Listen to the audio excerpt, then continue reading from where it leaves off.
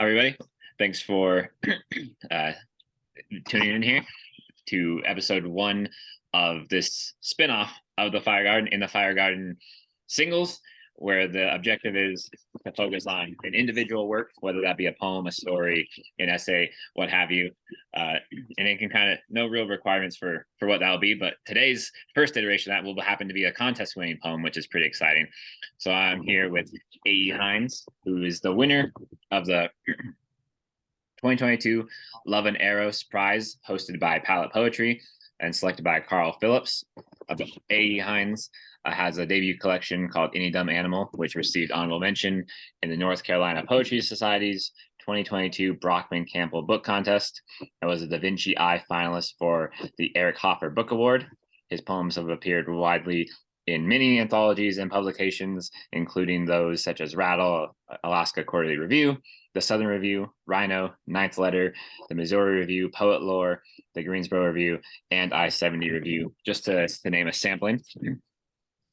About the Love and Eros Prize, the first place was A.E. Hines with his poem Security Deposit, which he will also do a reading of for us later on when we talk about that. And then second place, Shannon Mann for Versions of the Unidentifiable Other. And third place was Caroline New for Elk Lake, Missouri.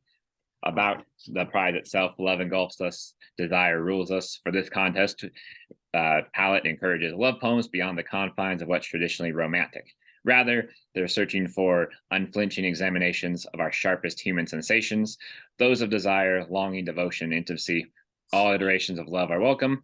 Send your bittersweet, your queer, platonic, reverent, and devotional. And of course, that contest will be open again next year as well.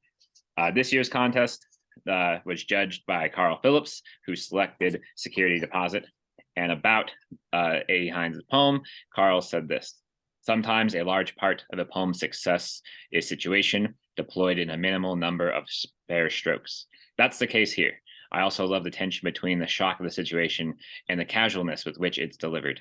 The turn from narrative mode to the lyric transformation of the final sentence is an especially rewarding surprise.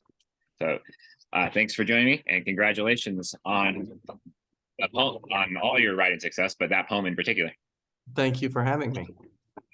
And you're very cool joining us from Columbia today, so that's pretty exciting. Yeah, I'm so be warned if you hear some big traffic noise, it's a big city. I'm in Medellin. Awesome. So before we get to the poem itself, given that you've won that contest, so you have some insight into succeeding with contest submissions and all that, I kind of wanted to pick your brain a little bit about what you're kind of thinking, and in this poem in particular, what your thoughts were about this contest. So what about, do you enter a lot of contests, or was this the contest specifically that really spoke to you, that stood out? Well, I have, it's interesting you asked that. I typically will just look for opportunities to submit. And occasionally, when I first started trying to submit poetry 7 or 8 years ago, I used a broader approach, and I would submit to contests. I would submit because a lot of journals now, there's a lot of venues that sort of it's the only way to actually get into that journal is through a contest. And I think that's how some of the journals, the publications are surviving, because they tend to charge a slightly higher submission fee for contest than they do for general submissions, if they charge anything for general submissions. And so over time that became sort of a cost prohibitive thing. It was like, well, so I started to be more narrow. But in this particular case, when I saw the actual contest come across, probably social media is where I saw it come across from Palette. I saw Carl Phillips was judging it. I respect and admire Carl's work so much. And I tend to actually have a significant portion of poetry that deals with love and sex, queer relationships. And so I thought, based on the description that you just shared, that was really I thought, I think I've got some poems that would fit that. So I would say my philosophy to your question now has been more narrow if I submit to a contest at all. And I have to feel like I have something that really is on point to the contest itself. Or sometimes if I know the judge, I think, well, maybe my aesthetic is going to be something that judge, based on their aesthetic, might like. And so that's how I've begun to sort of think about contest submissions. Yeah, that's awesome because that ties into a couple of things I was wondering about, in particular, uh, about Carl, who's a great poet, like you said, and so I was wondering if how much sometimes do you pay attention to the judge in particular, or like you said, the description itself would have been enough. In this case, was it sounds like you might have been prone to enter it regardless, just by content wise. But did Carl being the judge play a significant factor in that for you? Well, no, I would have submitted either way. I think in some regards, I wasn't familiar with this contest before I saw it, but when I saw the judge that had been selected to judge it, that sort of gave the contest a more significant standing with me. And that was even before I realized there was actually a significant cash prize with this contest. I think it was $3,000. And so most contests are not, that's certainly going to be the most I've ever been paid for a single Yeah.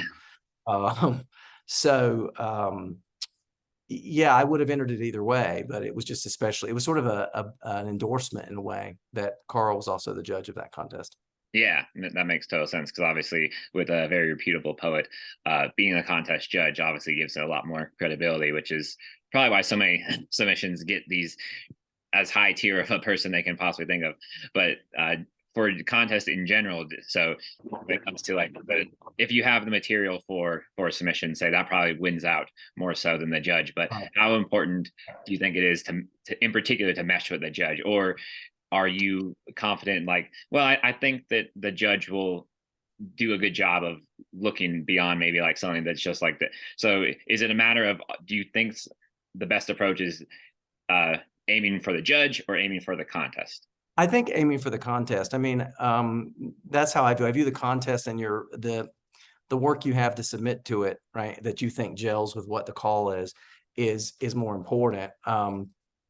Because I think judges, poets, right, are going to have their own style and their own. They're going to have like, do they like more lyric versus narrative poetry? What's their style and aesthetic? But good poets also appreciate other people's poetics, other Yeah. poets' work, right?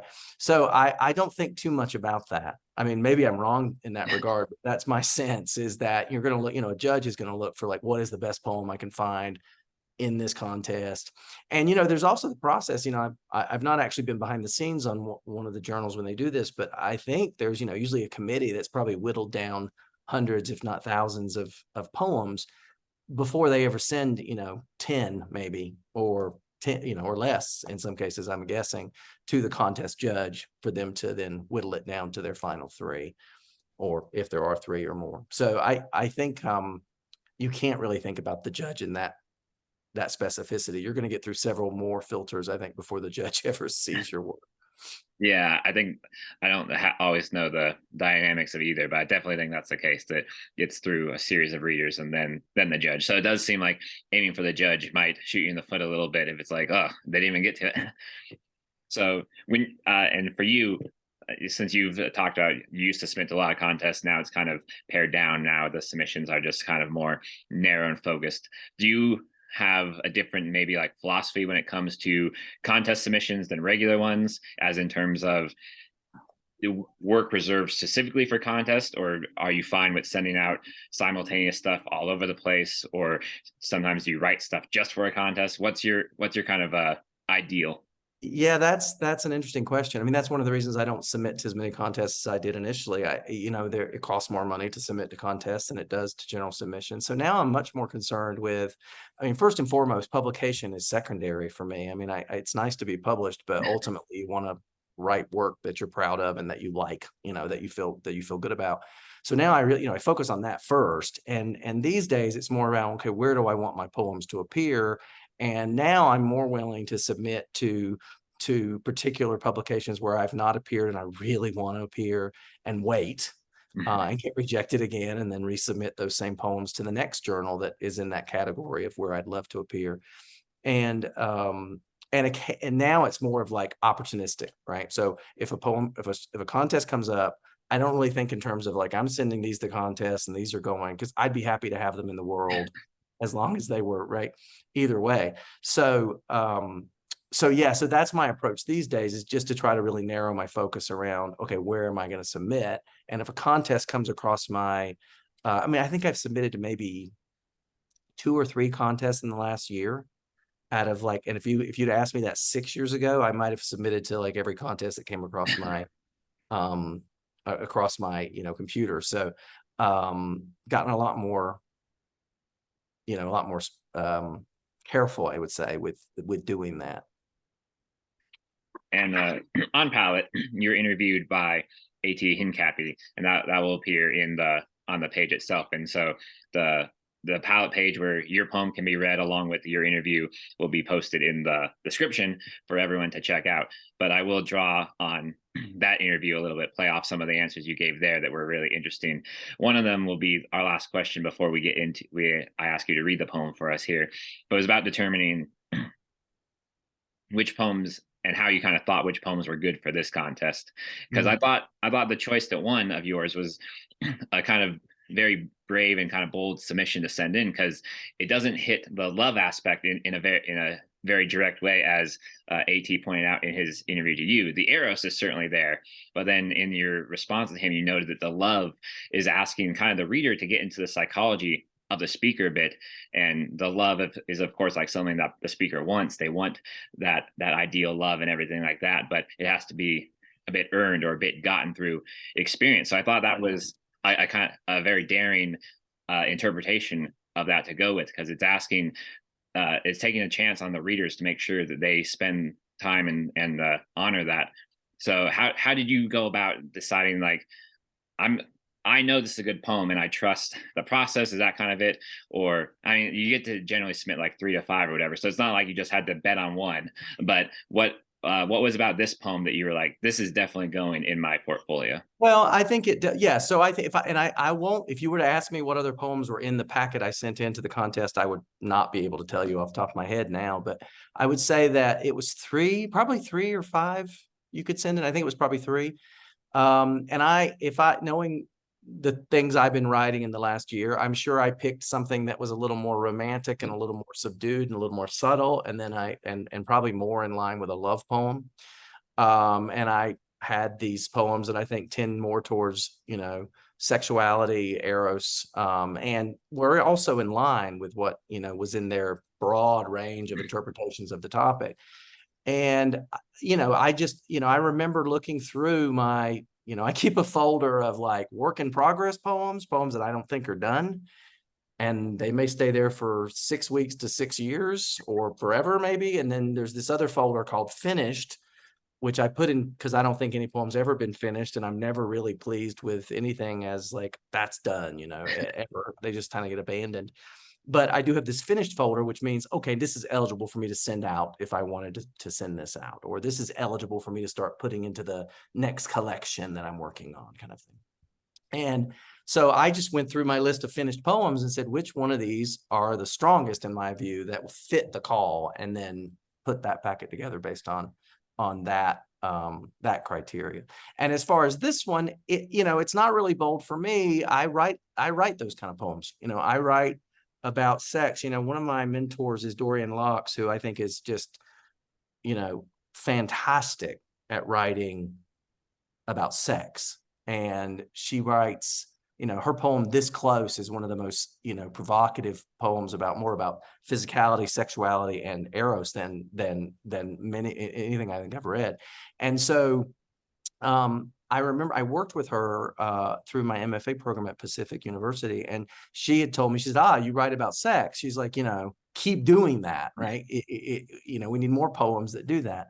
And so I have kept doing that. And so as a result, I had that poem, and I was thinking back through sort of, my first book was really focused on, it was autobiographical in terms of the verse, but it was focused on the sort of the growing up in the rural South, and then it kind of flashes forward into the space of when I'm married and I adopt a child. And I realized it glossed over, it got the hard coming out piece, and it glossed over that period of sexual exploration where I suddenly felt free to explore.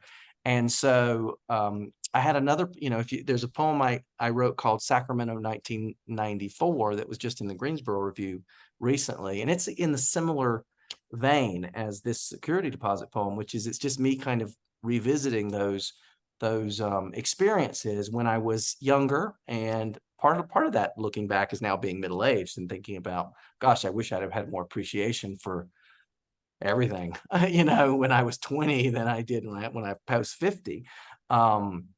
But so no, but I'm writing those poems right now, and it's not the only thing I'm writing. I'm writing about a variety of things, but that definitely is in my avoir. Yeah, and I'm glad you submitted, obviously, because I got to read it. And I love that poem, and hearing you talk about it then adds so much depth to it, that it has that power of memory and yearning and desire and all that. So now I think if you're okay with it, if you'd be okay with reading Security Deposit for us, that'd be great. I'd be happy to. Security Deposit. Long ago, before breakfast, my first roommate in California pulled his stiff prick from his boxers and asked me to kiss it, as casually as one might offer a guest a warm cup of tea or a second pillow. A small request of the 21-year-old stray he'd taken in without a security deposit. Afterward, he said it would be easier, living together, old and young, having cut that tension. The sex, he said, now out of the way. He dressed for work, and I stood at his window in nothing but his boxers, watching him leave. I remember the previous night's rain still dripping from his eaves, the crepe myrtles huddled along his street, nudging themselves into color, as willing as I was to bloom. Awesome, thank you. That was powerful. And reading it, I loved hearing you read it, because there's so much rhythm, and the pauses are so deliberate and everything, which is in there in your punctuation, but getting to hear you pronounce it that way is great. And which leads me to a question about your rhythm. In this poem, you have the begin. We can almost break it down to like 3 sections, where the first part up to the word deposit barely flows unbroken, almost, except for that one hyphen there. But then you have the afterword through now out of the way. Lots of clauses there, lots of kind of pauses and breaths and breathing, and then we go to where there's very little punctuation again to break things up. It was that rhythm deliberate, that kind of style of, the pace is here, and then you change up the pace deliberately, and then you return back to kind of the pace from the beginning to get us to the conclusion. Was that just something incidental, but then you liked it, or what do you try to do with kind of your lyrical rhythms? Yeah, it's an interesting question. I read everything out loud, which and this is just like being real honest. I tend to write these long run-on sentences when I first start writing a poem or anything. I mean, prose, anything. I just write and write and write and throw in a comma and keep going.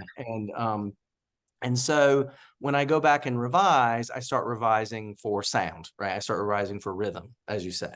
And so I think about where I want to put it, then you start thinking about enjambment, right, as well. So I know I want to have, sometimes I know I want to create some tension between one line to the next. And so where do I begin and end those lines?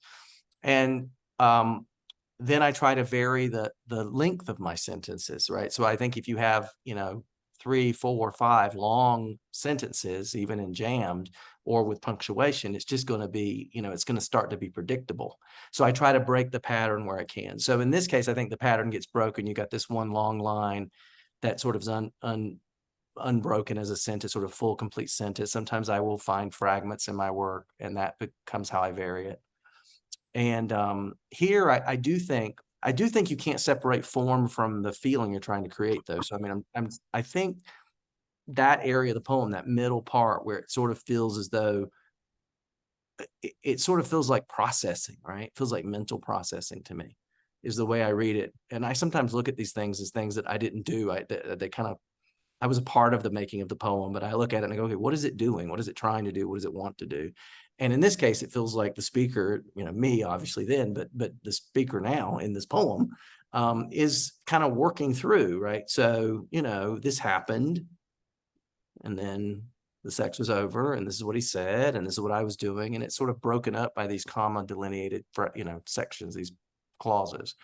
And then, as Carl mentioned in his comments, right, then I realize sometimes, I tend to be too narrative, and then I'll get to the revision process and I'll go, well, what's this poem about? What's it about? And that was the hardest part of the poem, right? Was figuring out, like, what is this poem trying to say? And I said this in the interview that you mentioned in Palette, I knew that the crepe myrtle image was going to be there because for some reason early on I saw from memory, right? I just remembered I was living in Midtown Sacramento at that time, and crepe myrtles were everywhere. It was just, they were all planted as part of the landscape. And I remember them being there, and for some reason they had some representation of the poem. And I kept saying, well, what? Yeah, it was spring. And then of course you got the comparison of, I guess everything in the poem is the poet. It's reflecting the poet in some way. And so it was that transformation of realizing that the person that I was then, right, was quite willing, right? What happened was something he was basically trying to step into his own life, step into adulthood. And that's what those crepe myrtles in that last line tended to represent to me. And I like how you pointed out that the form can't be separated from the feeling of the poem, basically, because you make a very deliberate stylistic choice. That there's no stanzas here. It's just one big poem, 18 lines all together, unbroken. When it definitely feels like there maybe could have been parts where you decided to add it, to break the verses into different stanzas, but like you said, that would have created a whole different feeling. Instead, the processing is all sort of blended together. Did you try out breaking it at all, or were you always kind of like, no, I know from the beginning this is all together? I've been like spending a tremendous amount of time with the work of Henri Cole, and I love him. Henri writes a lot of fantastic poet, and Henri writes a lot of sonnets. And so I'm again, I don't know, I can't remember now because my poems go through so many revisions. There may have been 20 versions of this poem, and I since it's 18 lines and it's one stanza, in my heart of hearts I'm thinking I was probably trying to write a sonnet and I couldn't do it 14 lines. I couldn't get there. I was honestly wondering if you had like a sonnet in mind at one point in time. I think I was experimenting with taking this moment and then doing that lyric transformation, sort of finding where is that big turn, but it didn't quite, but that's okay. I feel very, very happy with the poem that arrived. I think this is the poem that wanted to be, but that's probably how the process was working. I thought the form was going to be a sonnet.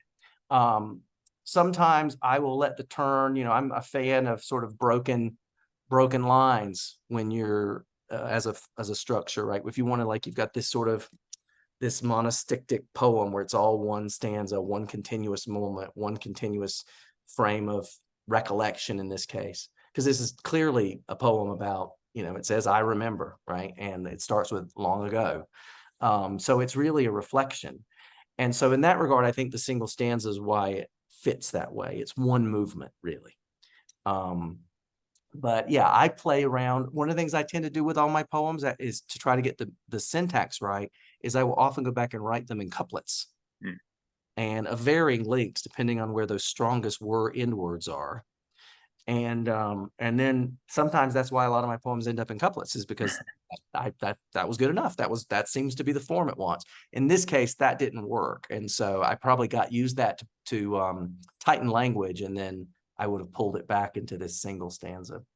That's awesome, because that ties into, I was wondering about the crepe myrtles, because this is one thing you talked about in the Palette interview, where you had this image almost, it sounds like, before the poem began, or with the idea of the poem and the image were there simultaneous. So you're like, the crepe myrtle fits with this poem. But then you said you didn't know how to end it, or maybe how it worked in there.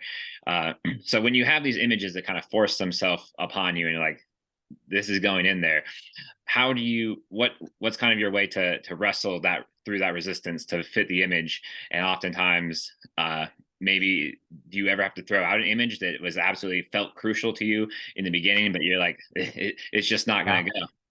Well, I tend to throw the kitchen sink at a poem, just try, and then I have to pull back. So sometimes I will end up with a draft that has too many images in it, or it has images that, so I write intuitively. I just have to get going. I just need that first couple lines, and then I just write.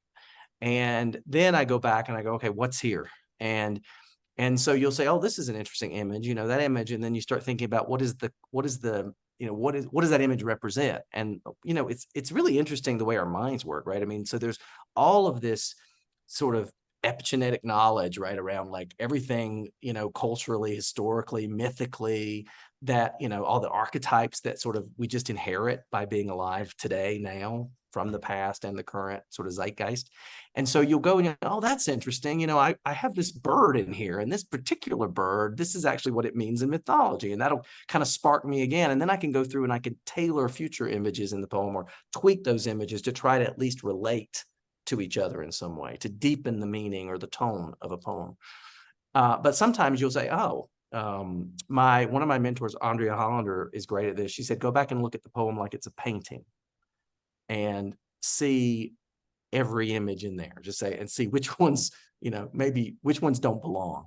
Or if there's a sound in conjunction with an image and you can't justify that, it has to have a reason to be there, basically. It needs to have a reason. If it doesn't, it has to go. So I'm not particularly sentimental, because I feel like I can always use that image in another poem. In fact, a lot of my poems are from the scrap pile of failed poems. And that, it's amazing to me how often that can happen. If you just say, well, this is a good image, I just kind of like, we'll put it back in the bank and we'll withdraw it later when it's appropriate, right? When it comes back. But in this case, the hardest part of this poem was the ending gesture, that as willing as I was to bloom. So I had the myrtles, I had them moving into color, and then I had 1,000 different ending lines. And that's one of those things you experiment with. That's what I did. I had to think through, well, what is it?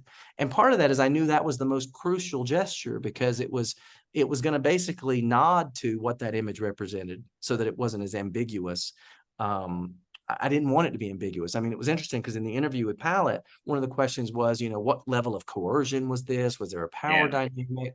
And I thought that was a really interesting reading. And I realized that part of what I had done, and part of what I had discovered in writing the poem, was to recognize the willingness, the participation of the younger man in this encounter.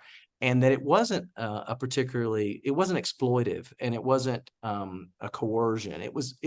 There was a willingness there because of what the moment represented to the speaker in this poem. And that's where the word willing came from. But, earlier versions just said things like laughing themselves in the bloom. And that's what, I think that's the first thing I wrote. The crepe myrtles were laughing themselves in the bloom. And it was almost like a, ha, look, you've been taken kind of thing. And I realized that was not the right tone. It was not the right conclusion. It wasn't true. It could have been a fine ending to the poem, but it wasn't true to the intent. And so the process sometimes for me, to your earlier question, is to write past the ending. Sometimes the poem goes on. Sometimes you have to write, so what did I mean by that? And when I think about that now, I think, stuff that you're going to throw away. Yeah. And see what happens. And then put it away for a little while. Meditate on it for a little while and come back and see what happens. So this poem probably sat in that work in progress folder for 6 to 9 months before it was really finished. That's awesome. And it all came down to 1, 2, 3, 4, 5, like 6 words. Yeah. Right? I love that. I love that.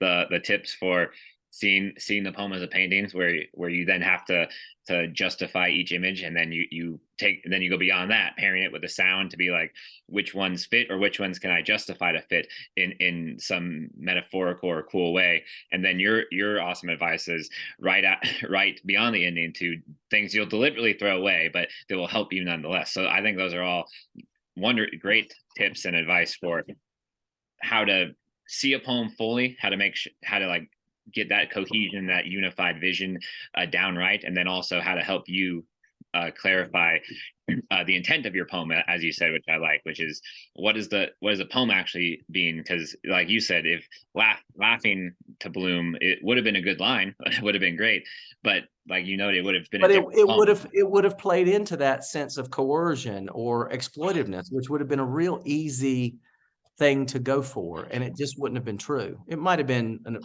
fine, but it wouldn't have been true. And so, and then I would have felt badly about the poem would have been in the world, and I would have said, that wasn't true. That was, and I wouldn't have felt as good about it. I'm glad you brought up the first question. I think that was the first question in the interview: the coercion, power dynamics, coercion, exploitative nature of that relationship in the poem, because that's the one I latched onto, and like you said, that uh, we draw on now. We have the benefit of drawing on like mythology and all these things. Because when I read the poem, one of the things that I actually got was a Virgilian kind of role that this roommate played in initiating or helping the speaker on their journey to self-discovery, which you noted in the interview was so important and so crucial. So in that regard, that we have this, you want the speaker or yourself, I'll just say yourself, but you're going on this, or what's crucial about the poem is the getting the freedom, becoming yourself, learning who you are. So you need a Virgil, basically, will say, to take us there, and the erotics will take us there. In this case, you have to go Right. through the trial, and who basically knows what's good for the speaker before they do, we can say, to to just assume we'll assume consensualness in everything, because I don't want to get into the messiness of bringing up Right. traumatic stuff for people listening. Right. uh, so it's all about what's in the speaker's soul, and how can they be who they really are. So this is a bit of metaphysical reading, but that's where I always tend to go when it comes to these things.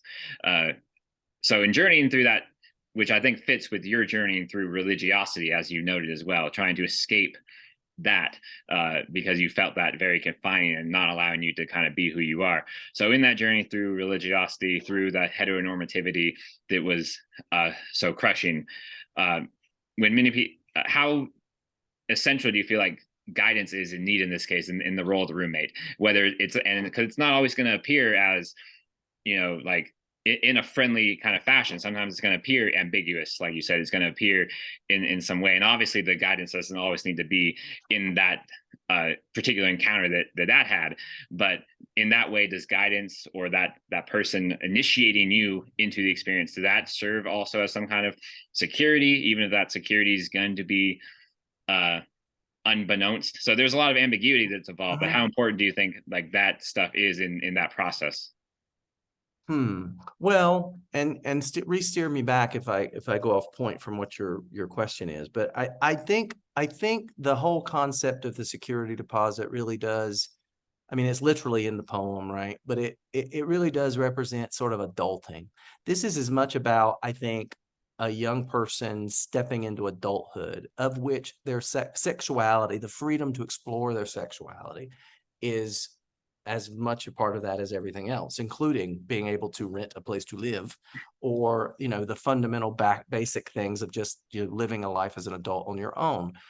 Um, I hesitate to suggest, right, that I hesitate to go too deeply in this notion of initiation as it relates to sex, because I think that certainly could be true for people, but I Yeah, also I'll want to say be more really as initiation of sensitive. like love, or the proper like road to like the love that is Well, genuine to a person. I can only speak for me, but I would say that in this case, what it represents is sort of not taking, not being able, right, as a young person to decide how seriously to take sex or to have sex independent of love or any expectation of love. I think that came up in the palette interview earlier too. I was like, yeah, this person, this young person wants love, but that's another poem. Um, this is describing a particular moment of self in a person's evolution as an adult, and there's a discovery here, and they're discovering that sex can be transactional, and that can be a choice too, and without the judgment. If you again, you have to know too much of the biography of the poet maybe to know this, but coming from an environment where you know sex out of marriage, much less sex between men, would have been verboten. And the idea that you could be liberated from that paradigm and step into a different way of being is a powerful thing. And that's what this particular poem, I think, is trying to communicate. And I think the notion of the security deposit as a title, right, is talking about the insecurity of this individual, this young person, and the fact that this older person represents, in some respects, what this younger person desires to become, right? Confident, successful, comfortable in their own skin. Yeah, I think initiation. I get too Delphic sometimes and get into like that whole kind of esoteric model. But as opposed to guide, like model, I think was probably a better word. Like Yeah, this it's a speaker. role model thing. It's a seeking a role model, and looking at another way to be in the world.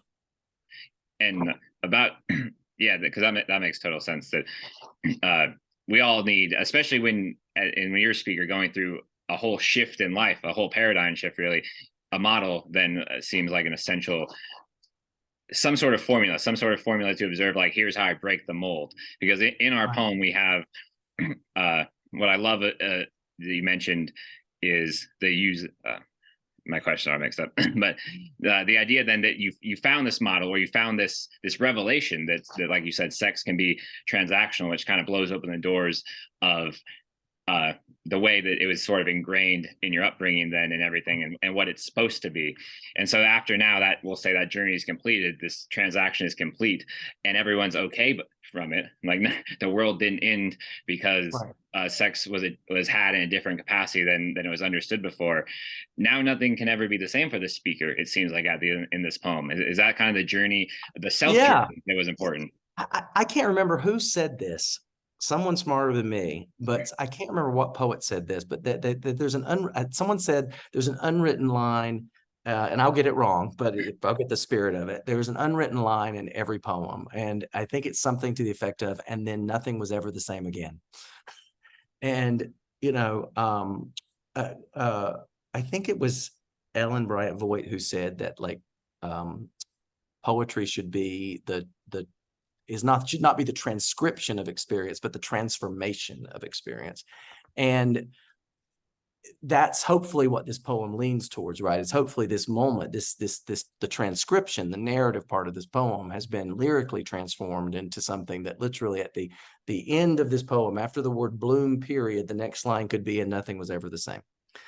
Um, Yeah, I love that, because you also mentioned using closing gestures and everything. And I think you obviously you have the transcription, like you said, but you do such a great job in this poem of showing the transformation as well. I look at this line like, I stood at his window in nothing but his boxers. Now we get like a visual image of this transformation. Now the initiate is now has taken that role from as becoming the person that was modeled, essentially. So this idea of closing gestures and opening gestures, to you that was very important, because you wanted to stress the willingness of the speaker in this transactional relationship, that it was a willing thing, which is also why you note the importance of that word willing into Bloom. and also, frankly, why that image of the speaker in the roommate's clothes remained in the poem.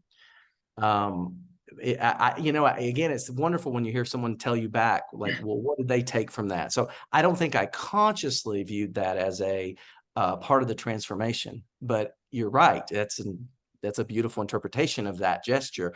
For me, I think I was trying to again demonstrate that there was the individual, right? This younger person recognized a certain power in their body, in their sexuality, in their being, in feeling desire and being desired.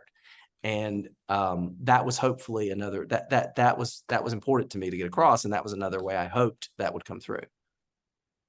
I love that closing gestures that you talked about in there. I love the way you kind of categorize your conceptual process here. So I think this is another important uh, way that you utilize images that I like, that we have this idea of images as paintings, so looking at the entirety of images in a poem to see how they all mesh. Then we have the images with the sound. So now you want the tonal match as well, the message match, where you want to close off too much ambiguity because you want it to be read in a particular way. So for you it was very important to have specific closing images that ushered the reader towards, at least towards your idea, that this Right. transactional relationship was such that it wasn't exploitative. So for you, what was kind of like a closing image, or things that you thought were helpful in conveying that tone? Well, I thought that flowers blooming was, sort of connotes spring, the youthfulness of it. It feels optimistic. There's also a little bit, I have to admit, there does still feel like a little bit of I don't want to use the word melancholy. That's not right. There's something about the hearing the rain, and the rain's past now, but it's still dripping from the eaves. you know. So there's something about the mood of that that's not 100%. It's not like the speaker has said, oh my God, he's blown the doors open. All my problems are solved now. I'm comfortable with myself as a human being and in my skin, and everything is going to be better. I think there's that in there, right? Because he is watching the guy leave. He's still behind the glass, right? He's Yeah. still behind the glass. But for a moment, he was not behind the glass. And he was in his life, right? Then there's that moment of watching the person that he sort of wants to become go out into the world that day. But there's those trees, and those trees are blooming, and that's a positive image. And this person relates to those trees in that way. Yeah, I did love the rain. I stalled on the rain multiple times reading this because I loved that the rain was still dripping in there. Because, like you mentioned, it definitely adds a mood quality to the poem, because then, like you said, we don't get the complete joy and satisfaction of the ending. We get a happy ending, but there's still that ambivalence because, yeah, everything's changed forever, but there's always, but But there's a there's lot still of more to change. and there's a lot of fear that goes with that. There's a lot of kind of sadness because change can be pretty devastating. So I did love the contrast of the rain there, but then we go past the rain to the blooming. So I thought that was like a very deft touch that you put on that. Hmm.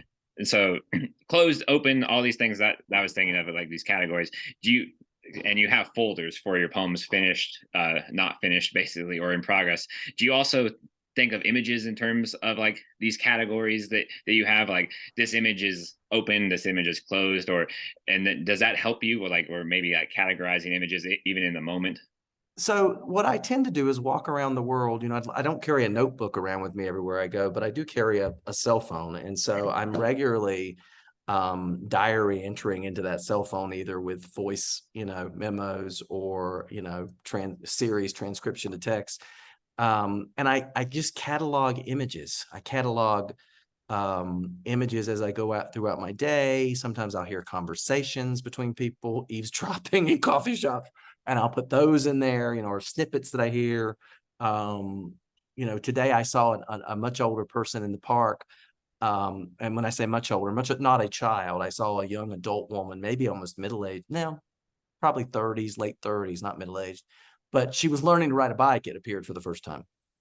And she was with what might have been her romantic partner, and seemed to be, and they were in the park, and she had knee pads on, and she was going to learn to ride a bike. And she was she was like a very accomplished person, but it sounded like it didn't look like she'd ever learned to ride a bike. And I thought, well, this is interesting. And so I wrote it down, right? I wrote down just to describe the scene, right? I don't know if I'll ever use it, but there was something interesting about it. I don't know if there's a poem there, but I just put it away. So I try to walk through my day sensitive to what am I hearing, seeing, smelling, all the way the world enters me. And then later, sometimes a poem comes and I have to go and I have to write it. The security deposit poem, it did mostly come in a single sitting. I was able to, it had that stream of those are gifts, when it Yeah. just comes that way. Sometimes I'm stuck, and what I'll do is I'll go to my magic, folder with my image library that I've created, and I'll just throw some of those together on the page and see if they're willing to cavort, if they're willing to to play together and see what comes. And sometimes I end up with poems that way. Sometimes I just end up with a mechanism for getting the gears working again, and then can go and write from there. But no, I don't really. When I see, sometimes what I will say, there's nothing better for a writer in my mind than reading. And when I'm reading other poets, sometimes I'll have had a poem that's in that work in progress file that I just can't. It's like I had this thing, I think I know what I wanted to say. It had some interesting images, but the vehicle was wrong, if you will. The conceit of the poem was wrong. It didn't have the right framework. And then I'll just come across a poet who has done it so beautifully. Totally different poem, totally different topic, whatever. Just something about the way they've handled the form, or the conceit they've used in the poem to get going. And I go, what if I were, and I'll literally go and write down, go back and look at this poem again by this other poet, and then go back and re-envision from scratch your other poem. And the poems have nothing in common other than whatever has sparked how they've organized their syntax, maybe the way they broke the poem up. And sometimes that is how I take things that I have abandoned and end up finding a poem that ends up being pretty good. Or at I least love I think.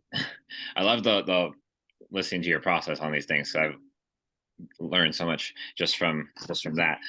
So your Any Dumb Animal, your debut collection, what's in the works for you right now? You talked about the Any Dumb Animal is like this one type of writing in your life, and then but then you feel like it jumps over, it like misses a No. gap in your life. Are you working on something thematically that's a little bit different, or you looking to maybe fill the gap that you talked about? Well, yeah, I am. I lately I've been for the last couple of years I've been writing more. I've been trying to not be so literal in terms of narrative, right? I don't want to write, I don't want just to transcribe experience and then hope I can force a lyrical turn. So I really want to be able to look at wider subjects. And so I've been writing more about climate change lately. I've been writing more persona poems where the I is not me and can't be really interpreted as me, which gives me some freedom to then experiment with some other storytelling and some other things I do want to say, but I can't necessarily say or speak of as me.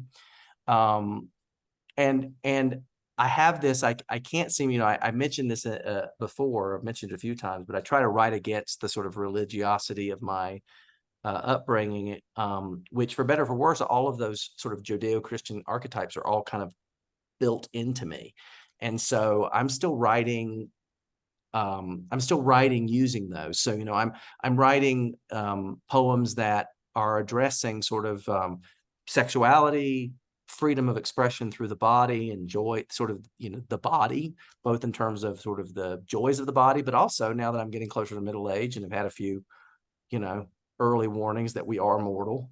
Um, I'm writing more about when there's brokenness in the body, not just mine, but other experiences. So I'm also tending to write. We've been hit with a slew lately of just people who've been, we've had a few deaths, we've had people who've gone through illness in our life. And so there's more elegy in my work than previously has been there. And I tend to also write, I'm giving you a wide range, but I tend to also write a certain level of sort of social justice, which I think includes climate, but racial, social, um, uh, there's a lot of anti-queer legislation going on around the country. There's attacks on transgender people. So those things, when I get exercised about those, I tend to want to write about those as well. So I've got all of that kind of working in the mix. And now I'm in the process of trying to see, well, what is the common set of threads that would allow me to braid these various topics together? And that's what I'm working on now. And I think they'll hang together, but we'll see. I mean, I'm sure they will. I think if anyone can make those disparate topics kind of work, you can. So I'm very excited about that potential collection in the mix here. A couple last things of who are some people you're reading right now that are really inspiring you? Who any names you want to throw out? Well, yeah. Oh my gosh. So, speaking of Carl Phillips, Carl just released a I don't think I would characterize it as a craft book because Oh yeah, it's a series of essays on basically the writerly life and sustaining the writerly life. And yeah, it's called My Trade is Mystery, I think is there's something beyond the colon after that. I think it's 7 essays on the writing life or something like that. Fantastic book. Just, in fact, I think I stole the Ellen Bryant Boyd quote from that book just recently. So I'm just really, really impressed with that. I've been actually reading, I've basically made it my goal to go back and read. I've been studying the work of Henri Cole. So I've basically tried to read every single book and every poem I could get my hands on, including interviews, because I'm doing an essay on Henri Cole for my master's program. awesome. And who else? I mean, uh, Tony Hoagland posthumously just had a book come out, which is really wonderful. I'm a big fan of Tony Hoagland. Ellen Bass just had a wonderful book come out a couple of years ago called Indigo. Love her work. I'm also going back and revisiting some older work. I just read Dueño Elegies by Rilke for the first time. Yeah, And I love that. blown away by it. And because I'm writing with all these archetypes and that whole that whole uh, collection is really about this. The conceit is these angels that he's involved with, right? And there's lines like, every single angel is terrible, and angels, it seems, don't always understand if they're walking among the living and the dead. Or so I it's funny, right? I mean, I've never actually sat down. This is really embarrassing. I've never actually sat down and read Rilke's books. I'm just familiar with all the stuff that would be on greeting cards, right? And that we've seen all over the internet, and knew I liked the work. I mean, I had read several specific poems, but I had not read some of these bigger works, particularly when he was older. And so loving that. And now I'm going to go, Orpheus Sonnets is next on my list, actually. so I've got a pretty wide taste. But no, that all the better. I feel like. Now, for anyone that wants to reach you, find out about you, how can people get in contact with you and stay up to date? Oh, well, I have a website, www.aehines.net. And maybe you can do me a solid and drop that somewhere in the chat or somewhere. Yeah. But and yeah, I have a mailing list there, and I'm on social media. I'm poet_AE Hines on Instagram. And yeah, please. Awesome. So to get us out, to play us out, essentially, would you be open to reading the poem one more time, just to Oh, absolutely. as a little closing salvo for us? I will absolutely do that.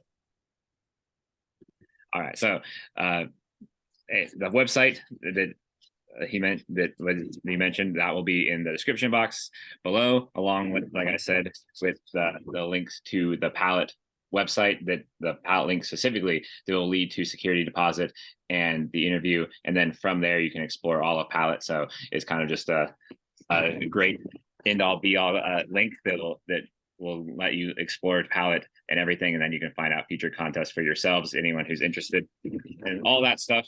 And then also to the link to Any Dumb Animal to purchase will also be in the description box as well. So definitely check out all of A.E. Hines's work after this. And thank you for joining us. And he's going to do the kind of poetic equivalent of playing us out. Thanks, Shane, for having me. Security deposit. Long ago, before breakfast, my first roommate in California pulled his stiff prick from his boxers and asked me to kiss it, as casually as one might offer a guest a warm cup of tea or a second pillow. A small request of the 21-year-old stray he'd taken in without a security deposit. Afterward, he said it would be easier, living together, old and young, having cut that tension. The sex, he said, now out of the way. He dressed for work, and I stood at his window in nothing but his boxers, watching him leave. I remember the previous night's rain still dripping from his eaves, the crepe myrtles huddled along his street, nudging themselves into color, as willing as I was to bloom. Awesome. And thanks again for joining me. And thank you, everybody, for listening. And I'll see you on the next episode of whoever the guest happens to be.